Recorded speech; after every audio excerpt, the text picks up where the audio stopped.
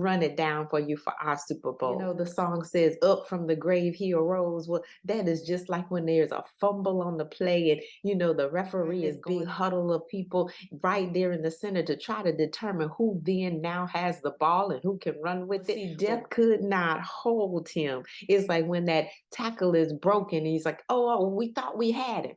We tried to grab his clothes. We thought we had his legs, but he had them smooth moves. And next thing you know, death could not hold him. And it was nothing but the blood. That's right. That long pass, you know, when the quarterback goes back and he throws that ball and it just sails all across the field. And you're wondering on the other end if that wide receiver is really going to catch it and then run it in.